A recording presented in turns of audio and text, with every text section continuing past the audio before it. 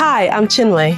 In this podcast, I am thrilled to bring you an incredible lineup of guests, ordinary women who have harnessed their struggles into powerful transformations. No matter your background or backstory, their experiences will resonate with you and will inspire you to let go of the limiting narratives shaped by your circumstance, upbringing, or past programming. We can all achieve greater freedom and happiness in our everyday lives, and my guests are here to tell you how. So, come on, let's dive into season 2 of Beyond 9 to 5. Hi, everyone.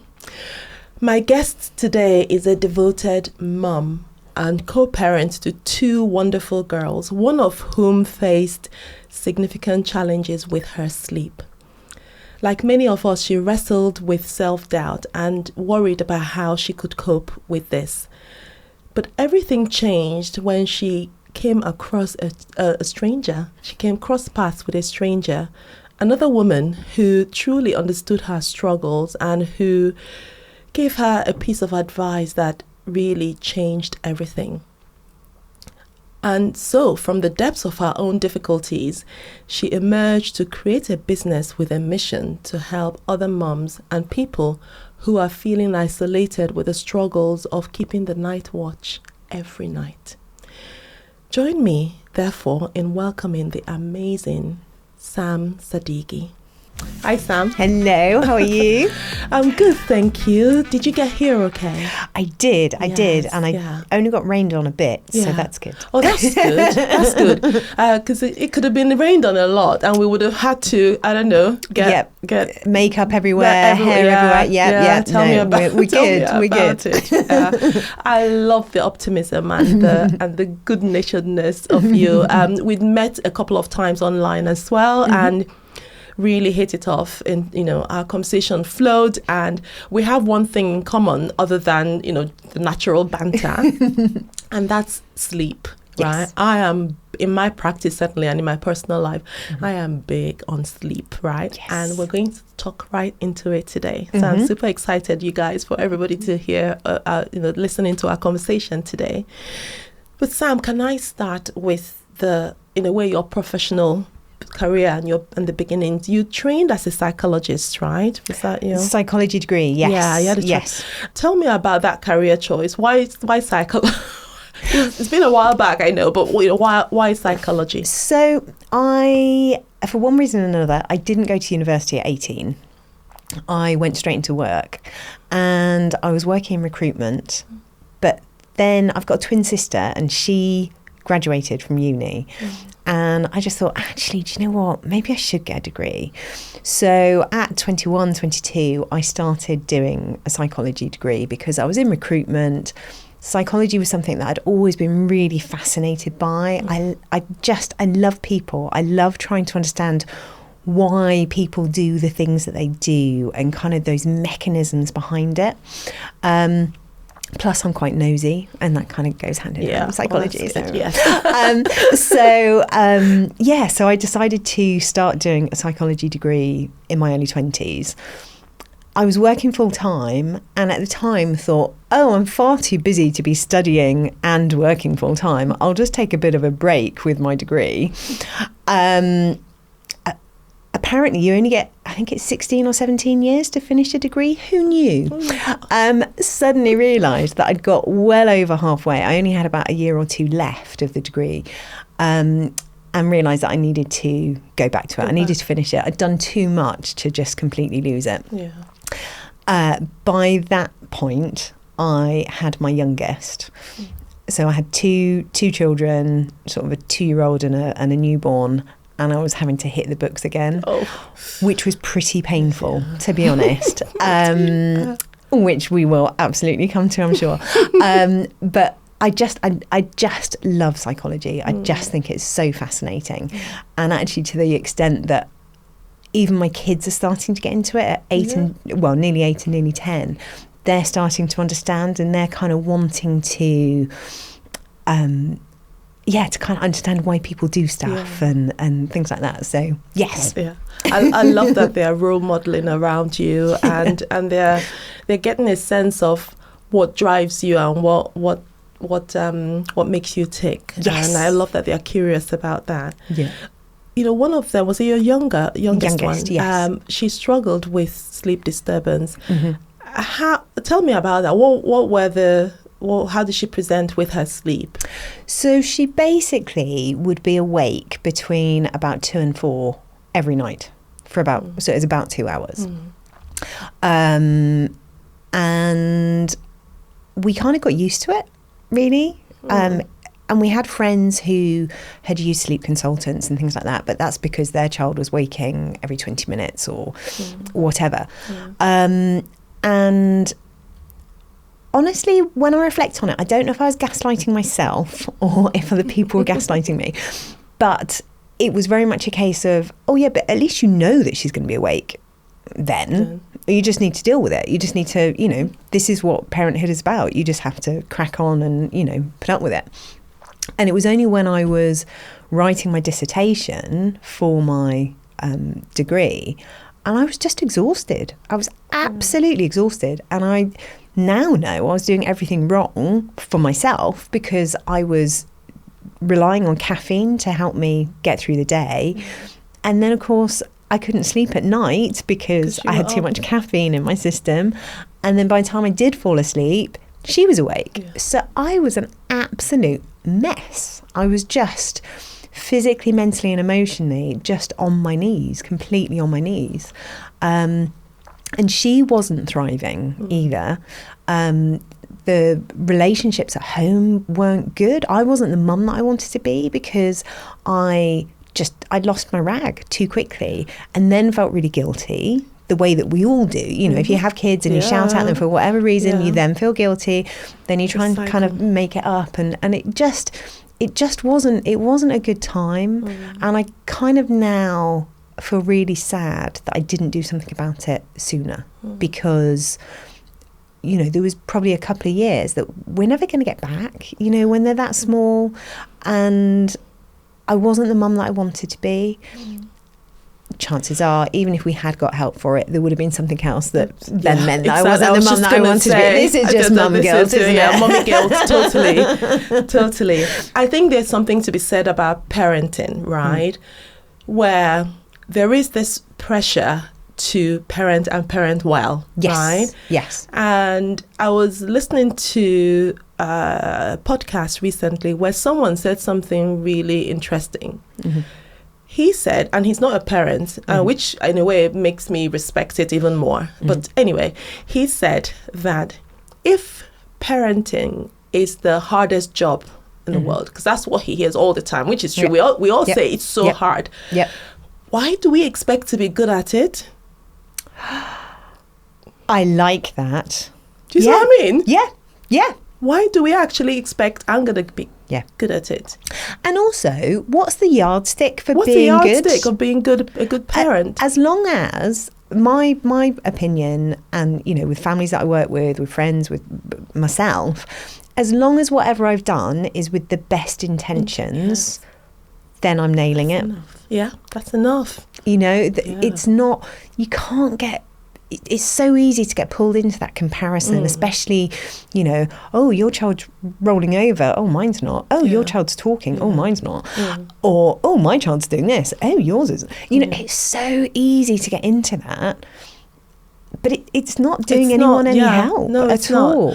I think that guilt trip actually is so negatively impactful, because what happens is you waste a lot of time feeling guilty, and perhaps not even having the courage to come out and say, I'm struggling. Yes. Right? And so we waste a lot of time trying to figure it out ourselves, where actually none of us came with the kids aren't born with a manual, Do you ever wish Oh my word! You birth them, and they go, here's the baby, his placenta is out, and here's the manual. Yeah. Printed copy, Printed audio copy, book, or digital.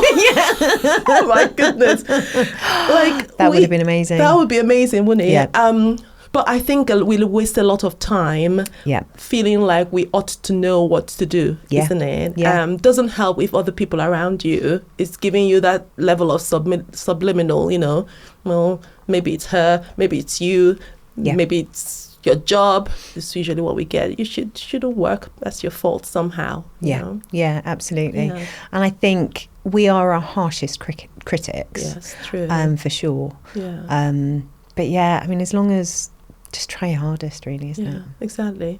And your little one, how did this wake cycle, her sleep pattern affect her? I said, how old was she at the time? So it was really from sort of about 4 months until nearly her second birthday.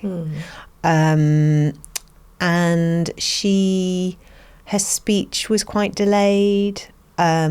Physically she did well, but her speech was quite delayed. She would be very reactive to stuff. So she would get angry very quickly.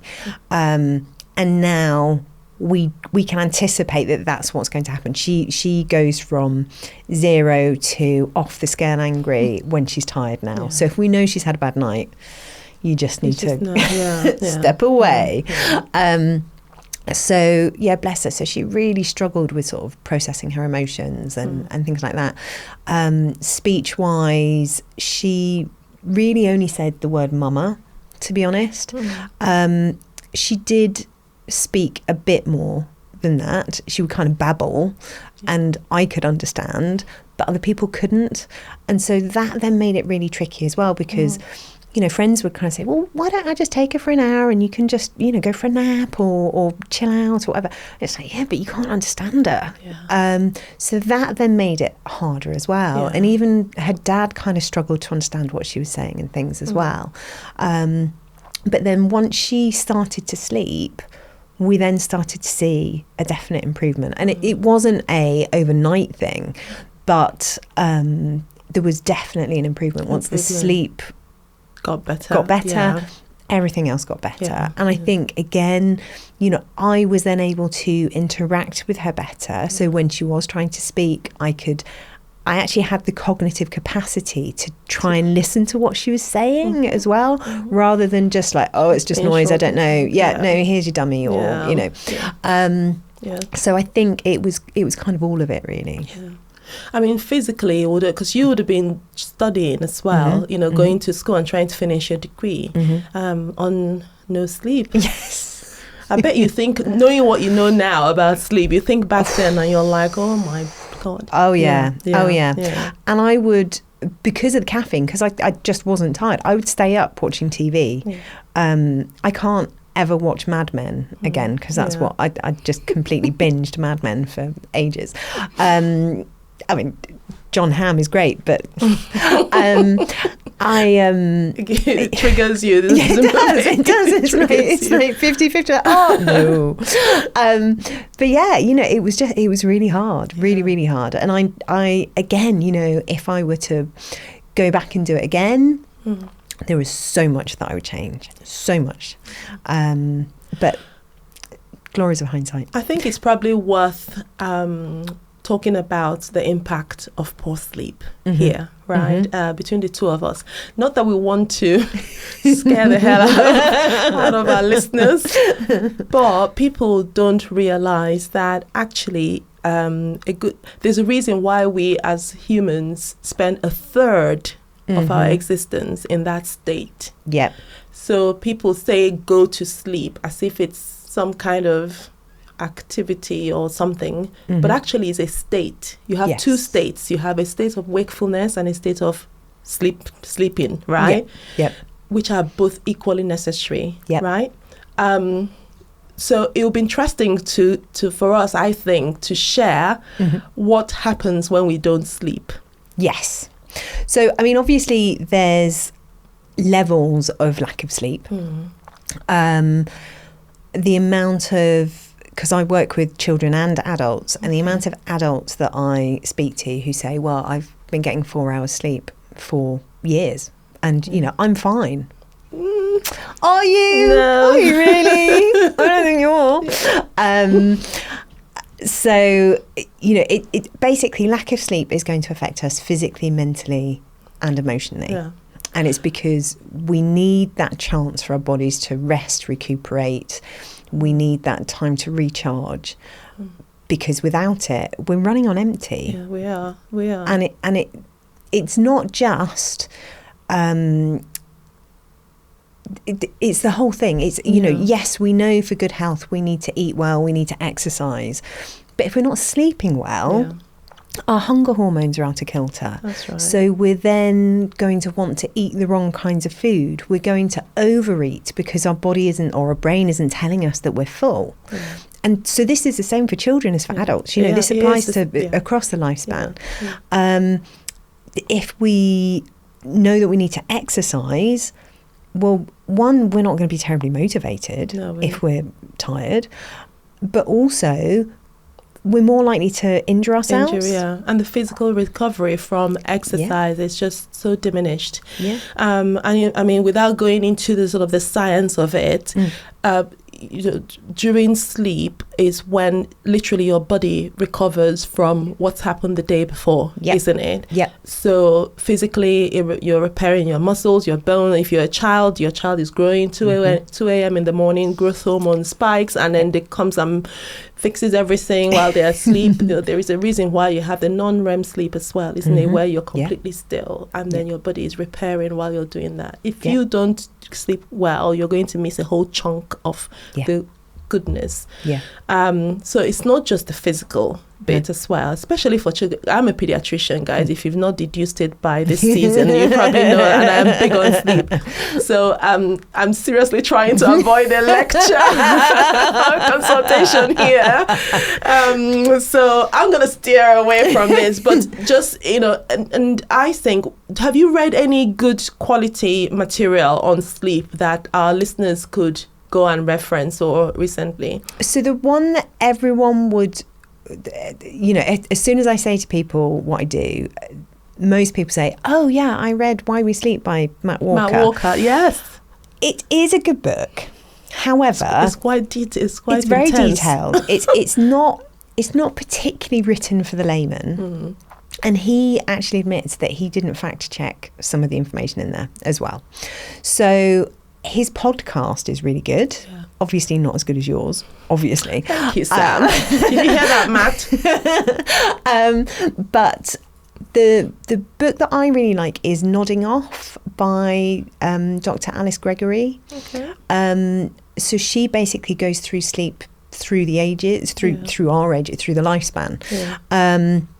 So that's quite good, and it's easy to understand, but it's not completely dumbed down, but it kind of goes into quite a bit of detail and stuff. So that's a really good one. There is an interesting TED talk by Matt Walker where he literally condenses the whole thing into 20 minutes, right? In terms of the effect of sleep. So it's called Sleep is Your Superpower. Again, I'm going to leave the link in the podcast today.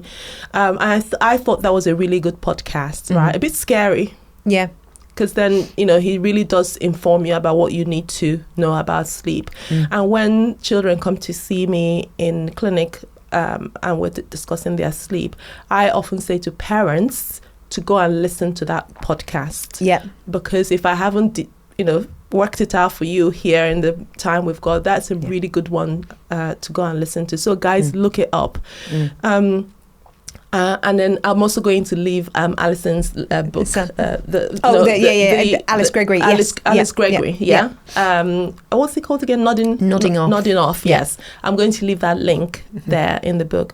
And I'm sure there are some parents who have or who are currently experiencing the young child or the young child who isn't sleeping well, and I don't think we need to explain to them what that means. Ladies, pause for a moment and imagine this. A circle of women, strong, talented, wise and powerful, all in one place, ready to support you through tough times and to celebrate the good ones too. Picture a safe space where you can truly be yourself. A sisterhood that lifts you up, empowers you, and where we can share invaluable experiences with each other. Now, what if I can tell you that that circle is right in your hands? Introducing HealthMary app. Health, well-being, and lifestyle solutions for women by women. All you have to do is download the app. It's free, and it's all the girl power you need. can I check with you, what were your darkest moment as a parent? I think it was probably round about the time that I was writing my dissertation, just because I just felt so completely torn that I wanted to be a wife, I wanted to be a mother, I wanted to be a student, I wanted to do well, and I was just too exhausted.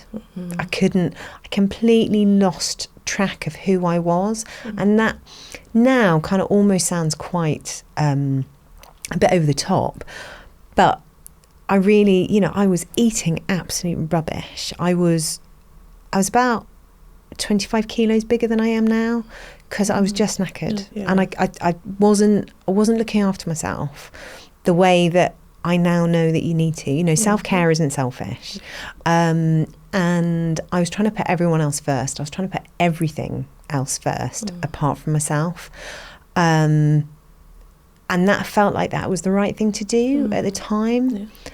Now I know it wasn't. Yeah, I know. Many of us are lost in this.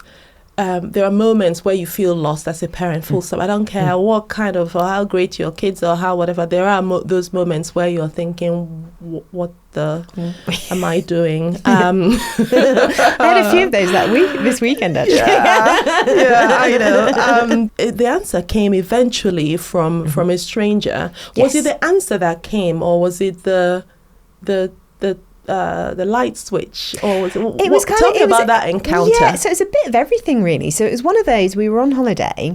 Yeah, and we were sat with our feet in a children's swimming pool. Sort of almost like a paddling pool, but bigger. And both my kids were off playing, and just sat next to another English woman and got chatting to her and said, "Oh, so what do you do?" And she said, "Oh, I'm a sleep consultant." I was like, "Oh, wow, okay." Oh. And I did exactly what everyone does to me. "Oh, well, my child doesn't sleep. What can you?" And now it's like, oh, cringe. I can't believe I said that. And she basically just gave me some tips about, and it was so conversational, the way that she was saying it, that at the time I remember thinking, well, these aren't really it's not gonna help, because, she's just like really off the cuff about, well, just, think about the timing of the milk and think about the timing of the naps. And, it just felt too easy.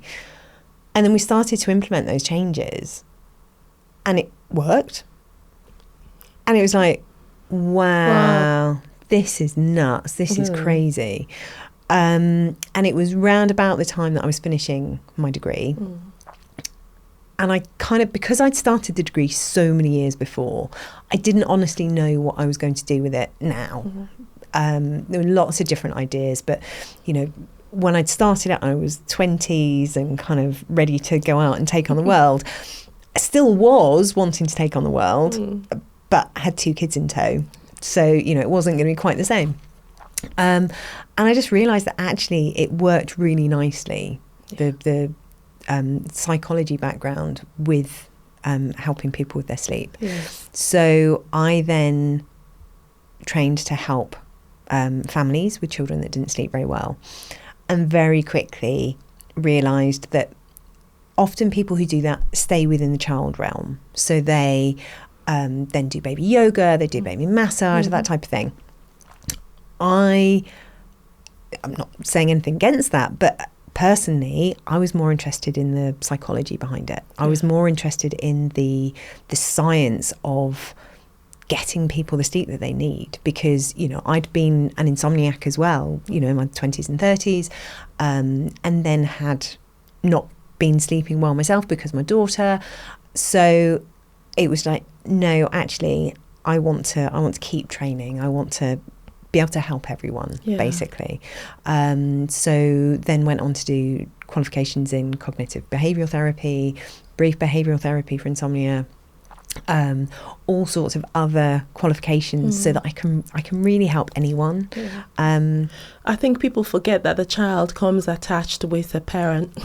And although, not that they forget, but you know what I mean, like it's like if you're looking after a young person, there is usually quite a few people, even if it's not their parents, it could be a grandparent or a carer, or even the school sometimes comes into play there. Yeah. And I like that you kind of extrapolated that, and you're able to help both.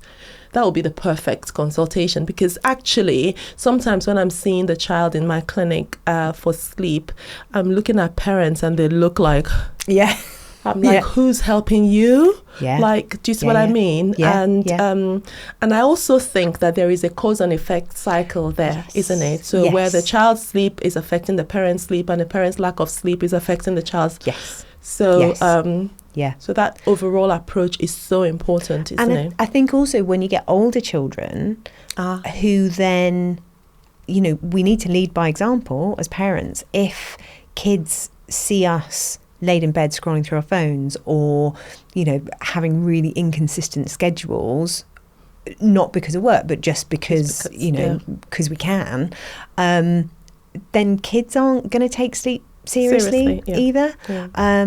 So I think it's that, not just are we not going to be the parents that we want to be, we do need to lead by example. True. We need the kids to see that. Hence why I send them to watch that Matt Walker absolutely. Yeah, podcast. Definitely. And I say to them, watch it, I'll see you next appointment. Appointment. And then they come and they're like, okay, they're literally pulling up their seats and going like, yes, you were saying. It's amazing how many parents, we get the kids sorted, and then you're like, okay, great, I'm going to sign you off. And they're like, can you give me some tips? Because I've got so used to waking so frequently, I now can't go back to sleep. I thought, I thought it was just because of the kid that I was waking, but I now am really struggling. So it's kind of, sometimes you get a bit of a 2-for-1. Yeah. So your practice is Easy Sleep Solutions, right? It is, and do you do it mainly online? Yeah, do you know... Most people want to do online. I've even had people who have lived around the corner from me wanting to do it online. Honestly, that makes sense. Yeah. Because you can deliver these sessions online, isn't it? You don't necessarily, absolutely. And no one has to tidy their houses up. Yeah, exactly. So, it's a win-win, quite frankly. Oh, that's good. And you've got a website. I noticed on your website that you actually have packages, isn't it? So technically it's not a one-off consultation. You tend to take on a holistic approach to it, isn't it? Yeah. Just because obviously everything can be bespoked. So some people do just need one consultation. They just need a bit of a kick, really, in the nicest possible way, or just a bit of reassurance. But generally, I kind of want people to commit to the process, because, and I know some sleep coaches and consultants do sort of, pay per session. However, my fear always is that people then aren't going to see it through. So I kind of feel that actually by making that investment, by investing in themselves, investing in their child, investing in their sleep, they're then more likely to see it through. Because at the end of the day, no one's going to be feeling good if they have 1 or 2 sessions and then give up. They give up, because technically you can't untangle months and months and sometimes years of a habit or practice in one sitting. I think we'll be, in a way, fooling ourselves if we thought that was possible. And I think there is value in kind of offering it as a set of interactions, because that, certainly in my experience, that's what it takes, isn't it? Yeah, absolutely. And do you do baby sleep as well? Because like you said, our sleep evolves as we get older, and a sleep pattern that is normal for a baby obviously is not the same for a toddler, not the same for a teenager, etc. So do you do the whole range from babyhood up to adulthood? I do. I generally, my preference is not to work with babies under about 6 months. I will from 4 to 5 months if it's someone that I know. So currently I'm working with someone who I worked with their 2 elder children when they were toddlers. So we kind of all know how we work. So I kind of don't mind that so much. Yeah. But if it's someone completely new, my preference is from 6 months. Yeah. Why 6 months in particular?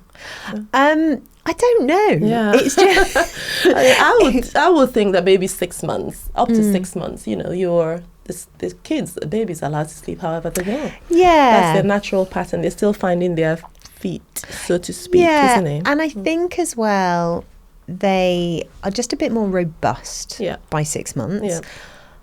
Mum and dad have a bit more opportunity to actually see the wood for the trees a bit as well. Find their own feet as well. Kind of get into that, find their new identity, get into their role as parents.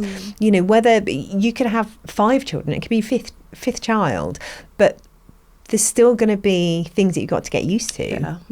Because it's a baby and you've had a baby before, there's still going to be changes. They're not they're not one size fits all. No. Buy one, get one. Absolutely. I want to take you back to that moment where you were talking to this stranger by the pool. Do you think it made a difference that it came from another woman who was into sleep, who probably had her own, if she was by the pool, I presume that she had her own kids. Did that make a difference in the way you assimilated that information from her? Yes, because it was kind of peer to peer, and as I say, it was very conversational. It wasn't, oh, you need to do this, because anyone with children that don't sleep, or even adults who don't sleep, if you mention to someone that for whatever reason you're not getting enough sleep, whether it's your own or your child's, there is always going to be someone who goes, well, what you need to do is... And you're immediately thinking, like, I haven't thought about all of that before. You're like, smile and wave, boys, smile and wave. That's great, thank you so much. So it's I think there was no judgment, there was no you must do this, it was just conversational, really. And it takes a village. It does take a village. Life in general takes a village. And certainly with kids, because as we've just said, every child is unique. Our experience and our relationships are completely unique. And so we need to appreciate that as well, and that comes into it. It's all this big interplay, isn't it, really? What sort of sleep routine how old are your girls now? They are nearly 8 and nearly 10. Right, yeah. Do you do no screens before bed? So about an hour or so before bed. Usually, because the blue light from screens isn't as much of an issue as was once thought. It's the interacting and it's the excitement of screens. So the literal wind down period is required. Yes. It's required, guys. It Even is. for mom and dad. So once they're up in their bedroom, you all should shut your own tellies and phones down as well. And absolutely. I sometimes say to families, even turning the lights down in the house does help. Just keep this brain a sense of, okay, we're definitely. I mean, I do have top lights at home, but we just use lamps in the evenings because it's just calmer. You don't want bright lighting like this because this is not relaxing. You don't want your kids to feel like they're being interrogated before bed. So just kind of everything just a bit quieter. So if you've got music on, it doesn't want to be rock and roll, dance music or whatever. It wants to be something calming. The volume wants to be low. It's just all of it, the whole that holistic look at what is happening before bed, really. I want to take you back to the moments where you felt self-doubt and self-gaslight. I love the way you say I gaslighted my own self. Oh yeah. And I imagine there might have been people around you who weren't as optimistic about it. And what was the moment when you chose to no longer self-doubt or no longer gaslight yourself? Introducing HealthMary app. Health, well-being and lifestyle solutions for women by women. Download the app. It's free and it's all the girl power you need. I mean, I think there is always an element of self-doubt at any point. Yeah. But I think seeing my kids thriving and realising that I was actually doing a good job, regardless of what anyone told me, I was actually doing a good job. Yeah. And then you kind of widen the lens and think, well, actually, it's not just being a mum that I'm doing a good job at. Actually, I'm a good daughter, and I wasn't particularly a good wife, maybe, or that's what I was told. But you know, I was a good friend. I was good at my job. Yeah. And so I think sometimes you need to take that step back, and you need to try to objectively look at whatever. Yeah, absolutely. Yeah. And see, you know, where's this narrative coming from, this negative narrative coming from, and how can we switch it? So I was thinking last night, obviously knowing that I was coming today, and I was thinking that sometimes we can come up against roadblocks in life, because that's how life is. And that's when the self-doubt really can take hold, and, you know, we can gaslight ourselves, or it's easier for other people to gaslight us. But instead of looking at it as a solid concrete roadblock, what about if we look at it as a piece of glass? And that piece of glass can become a mirror, and it can mirror back to us, and we can use that to reflect on what's happened. Or we can use it as a magnifying glass, and we can really delve into whatever that issue is and try to understand it and take it from there. We could even take it a step further and say, maybe the glass is just a bit dirty and I can't see where I'm going. Yeah. And I just need to give it a bit of a clean, a bit like self-care, you know. And I think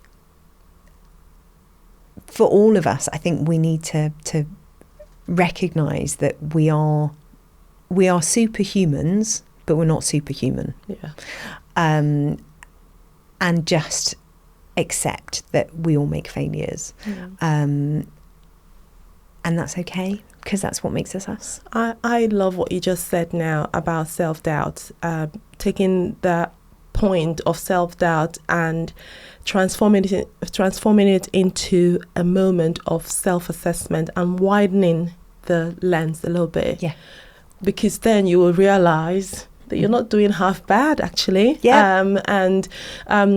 Again, I think, who was it that said this? That your confidence is as good as the data that you acquire throughout your life, right? Yep. Telling you that you can or cannot do something, right? Yeah. So if you have enough data to tell you, well, actually you're capable, you're a good person to start with, and you can do things, you can accomplish things, then that builds your confidence. But I would add that actually going out to try and do things is the one way to create the data. Does that make sense? Yes. So the more you do things, the more you have evidence that you can do things. Yep. So for me, every time I've had moments of self-doubt, I do my data check. Yep. What have you or not, what's your evidence that you can or can't do something? Yep. If I don't have enough evidence, i.e., for example, this podcast that I'm doing, which I was shaking in my boots starting it. I said, well, why don't we go find out, girl? Yeah. Right? Yeah. Can you or can you not run a podcast? Absolutely. And look at you nailing it. Look at us doing it, right? A bit clunky at times, but we're doing it anyway. Yep. And in a way, that process helps you gather more data, more information that then feeds you with more confidence. Yep. Because we're not born with confidence. Well, kids, I'm not a psychologist, but you know what I mean. This is all armchair philosophy, by the way, guys. But we're not. We create the confidence as life goes on, isn't it? And I love that aspect. What you just said about widening the lens to allow you to see otherwise. Someone said to me the other day about confidence. What if you knew that you were 24 no's away from a yes? Would you keep going? And it's like, well, of course I will. If I know that I'm going to get a yes, then of course. It's only 24. But 24 is quite a big number. Yeah. But you're still going to do it. And so I think So I'm kind of, mentally keeping that tally now. How many no's have I had? Yeah. But yeah, it's so easy to convince yourself of that negative narrative. Yeah. But with a bit of practice and a bit of time, it's equally as easy to convince yourself of the positive narrative. True. As well. Yeah. I mean, on this podcast, all of my guests have been, I say ordinary women, knowing that we're all truly extraordinary, which is hence, but I say ordinary, we're all ordinary women with no particular special background or special means or resources, no, huge bank accounts or I presume, I don't know, I might be speaking for myself, guys. I don't know about you, Sam. No, definitely not. But one of the things that is clear to me every single episode is that we're all, in a way, doing all this within our ordinary everyday lives, right? So if there was a mum listening or watching at the moment who is thinking, listen, I can't, I've got jobs, I've got no means, I can't afford a sleep consultant, I can't even get an appointment with my GP, what would you say to them? I would say don't put too much pressure on yourself. That's a good start, yes. I agree. Yeah. Which is basically sort of culmination of everything that we've said, really, isn't it? Is that, we can be so hard on ourselves. We're always our harshest critic. Try not to feel the mum guilt too much, although that's a fairly pointless thing to say because the mum guilt is always going to be there. It's live and present. Oh, yeah. But we can coach it, we can manage it, we can channel it. Yeah, absolutely. I think, absolutely. Yeah. But I would say try not to listen to the haters. Try not to get sucked into everyone, because everyone gives you different bits of advice. And just listen to what feels right for you. Don't feel that you have to do everything that everyone is suggesting. Yeah. Use your gut. Even if your baby is really young, gut instinct is really important. Mommy senses. Yeah, definitely. They're like Spider-Man senses. It is, absolutely. It triggers big time, right? Absolutely. Yeah. And just listen to that gut. Yeah. Listen to that gut instinct. Yeah. If you think there's something wrong and you're going to your GP and you're getting fobbed off, go to your health visitor. Go to, just keep doing something about it if you think there's a real issue. And of course, even if you can't afford my services, I have lots of other resources that you can use that are free. I have videos on social media. I have sleep academies. Really good videos, by the way. Oh, thank you. Really, really good. Really informative. But I've got 5-day sleep academies, which are usually £25. But if people are watching this, if they say that they've seen me on this, then I'm happy to offer those for free. Oh, that's so cool. Thank you. So, there's lots of ways that I can help people that it's not going to cost a lot of money, because I know, especially when people are on like maternity leave and things like that, money is a really, really big issue. Yes. And actually, even if you're not on maternity leave, money is still a big issue when you've got kids. True. And I would hate to think that someone is suffering when just because they can't afford the services, really. So get in touch anyway, really. Yeah. Thank you so much. I think there is I can sense the hope. There's hope. That you are there is hope. You for a lot of us women, we do carry a lot, and we feel so responsible for everything and everybody in our lives. But I would probably add to that and say, don't hack it alone. Reach out, get help. In a way, prioritize yourself. It's okay to do that, because if you're okay, then everybody, it then translates to everybody else around you, isn't it? Yeah, definitely. Absolutely. Yeah. I mean, this is just so... Do you read books? I do. I love to read. Yes. Yes. Yeah. And I... Tell me.